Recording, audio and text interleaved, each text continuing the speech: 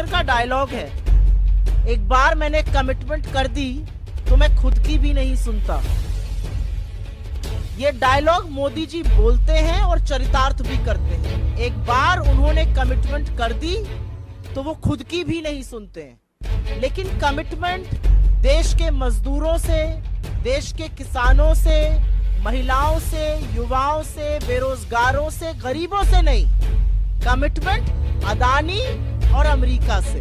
कांग्रेस की प्रवक्ता सुप्रिया श्रीनेत्र ने आज एक प्रेस वार्ता कर पीएम मोदी पर जमकर हमला बोला। उन्होंने हिंदी फिल्म का एक चर्चित डायलॉग बोलते हुए कहा कि एक बार मोदी जी जो कमिटमेंट कर लेते हैं वो खुद की भी नहीं सुनते, लेकिन देश के मजदूरों, किसानों, युवाओं, महिलाओं, गरीबों से, बेरोजगारों से नहीं बल्कि अडानी और अमेरिका से करते हैं। जब मोदी जी देश के प्रधानमंत्री नहीं थे तब वे कहते थे कि हिमाचल उनका दूसरा घर है और सेब पर 100% इम्पोर्ट ड्यूटी लगा कर देंगे। लेकिन मीडिया रिपोर्ट्स के मुताबिक अब मोदी सरकार ने जो फैसला लिया है उसके मुताबिक अमेरिका से आने वाले सेब पर केवल 15% की इम्पोर्ट ड्यूटी लगेगी। पीएम मोदी ने ये कमिटमेंट अमेरिका से किया है। सुप्रिया ने बताया कि पहले 70% की इम्पोर्ट ड्यूटी लगती थी, लेकिन अब 15% की इम्पोर्ट ड्यूटी लगने से यह किसानों पर किसी चाबुक की तरह है।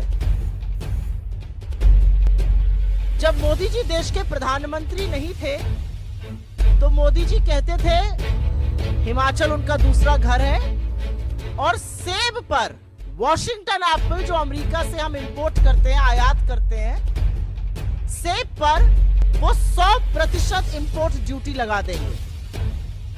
तब वो प्रधानमंत्री नहीं थे,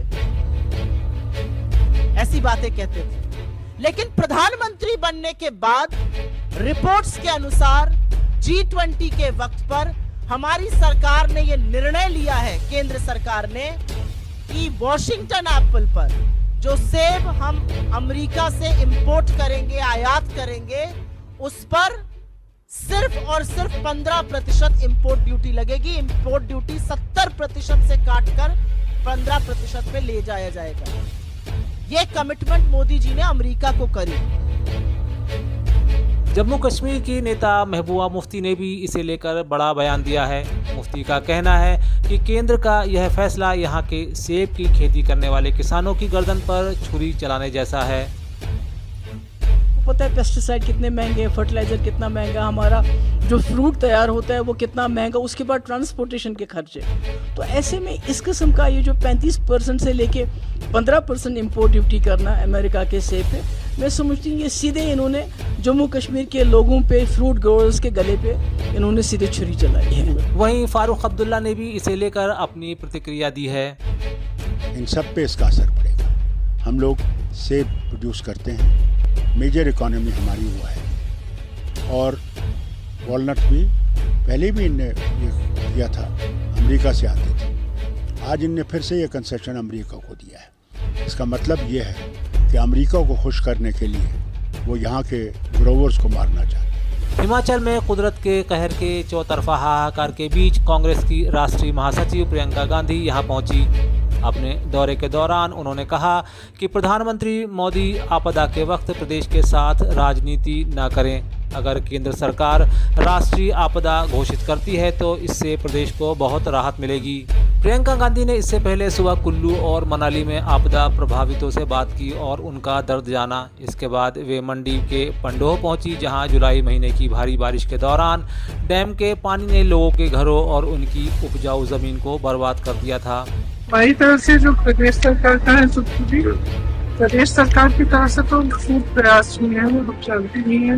मुख्यमंत्री जी भी, मंत्री, सारे हमारे मंत्री, विधायक सब ग्राउंड पे ही रहे और उन्होंने लगातार पूरी कोशिश की और कर रहे हैं। केंद्र सरकार की तरफ से अगर ये नेचुरल डिजास्टर मतलब राष्ट्रीय आपदा घोषित हो जाए तो इससे बहुत फायदा हो सकता है, मदद हो सकती है। क्योंकि हम जितना भी करना चाहते हैं, पूरा प्रयास भी करें, तब भी जितनी आपदा आई है और जितना नुकसान हुआ है उसको एक्चुअली पूरा भरने के लिए केंद्र सरकार के बिना नहीं हो पाएगा। तो मेरा तो अपील है केंद्र सरकार से कि इसको नेशनल डिजास्टर घोषित करें और एक और अपील है कि जो यहाँ के बागवान हैं और किसान हैं उनकी मदद के लिए भी जिस तरह की पॉलिसियाँ निकाल रहे हैं, जैसे आज ही मैंने पढ़ा कि शायद जो अमेरिकन सेब है उस पे 35% से 35% से 15% गिरा दिया है जो ड्यूटी है। इसका मतलब है कि उनके लिए यहाँ पे आयात करना आसान होगा, तो हमारे किसानों का क्या होगा। अटल बिहारी वाजपेयी सुशासन एवं नीति विश्लेषण केंद्र का आकलन, केंद्र इसी तरह की कोशिशों को आगे बढ़ाएगा। मुख्यमंत्री शिवराज सिंह चौहान ने यह बात कही। वे राजधानी के कुशाभाऊ ठाकरे कन्वेंशन हॉल में आयोजित तथ्य आधारित सामाजिक एवं आर्थिक विकास पर सम्मेलन को संबोधित कर रहे थे। इस दौरान उन्होंने एगपा में स्थापित मूल्यांकन एवं प्रभाव आकलन केंद्र का उद्घाटन भी किया। मित्रों, एनडीएपी सरकारी डेटा की पहुंच और उपयोग में सुधार के लिए नीति आयोग की प्रमुख पहल है। राष्ट्रीय डाटा विश्लेषकी प्लेटफॉर्म एनडीएपी एक वेब प्लेटफॉर्म है जो भारत के विशाल सांख्यिकीय बुनियादी ढांचे से डेटा सेट एकत्र और होस्ट करता है। इसे 2020-22 के बीच विकसित किया गया। एनडीएपी का उपयोग कर Madhya Pradesh data and analytics platform को एक एग्रीगेटर प्लेटफॉर्म के रूप में विकसित किए जाने पर भी विचार कर रहा है। इस सम्मेलन के दौरान नीति आयोग के सहयोग से एनडीएपी की उपयोगिता और इसे प्रयोग में लाने हेतु कार्यशाला का आयोजन किया जा रहा है। विधानसभा चुनाव को लेकर प्रदेश कांग्रेस एक्शन मोड में है। बताया जा रहा है कि कांग्रेस जल्द ही अपने प्रत्याशियों की लिस्ट जारी करने वाली है। इसे लेकर मैराथन बैठकों का दौर भी जारी है। आज पीसीसी चीफ कमलनाथ के आवास पर लोकसभा पर्यवेक्षकों की एक अहम बैठक आयोजित की गई। बैठक में पूर्व मुख्यमंत्री दिग्विजय सिंह, कांग्रेस के संगठन महासचिव केसी वेणुगोपाल और प्रदेश प्रभारी रणदीप सिंह सुरजेवाला मुख्य रूप से मौजूद रहे। बैठक में लोकसभावार नियुक्त किए गए सभी 29 पर्यवेक्षक हैं। वे अपनी लोकसभा क्षेत्रों में पार्टी की स्थिति पर वरिष्ठ नेताओं को रिपोर्ट भी देंगे। बैठक के बाद दिग्विजय सिंह ने जानकारी देते हुए पत्रकारों के समक्ष कहा कि संगठन के महामंत्री वेणुगोपाल ने हर संसदीय क्षेत्र में अपना प्रतिनिधि नियुक्त किया है। यह प्रतिनिधि चुनाव के नतीजे आने तक उन क्षेत्र में एआईसीसी, प्रदेश कांग्रेस कमेटी और अन्य संगठनों के साथ काम करेगी। संगठन के महामंत्री श्री वेणुगोपाल जी ने हर संसदीय क्षेत्र में अपना प्रतिनिधि नियुक्त किया है और वे चुनाव के नतीजे आने तक वे उन क्षेत्र में हमारे एआईसीसी, प्रदेश कांग्रेस कमेटी जो संगठन है उसके साथ काम करेंगे। यात्रा अलीराजपुर जिले में 15 सितंबर को पहुंचेगी, जिसकी तैयारियों के लिए उदयगढ़ मुख्यालय पर बैठक आयोजित की गई। बैठक में विधायक प्रतिनिधि विशाल रावत मुख्य रूप से मौजूद रहे।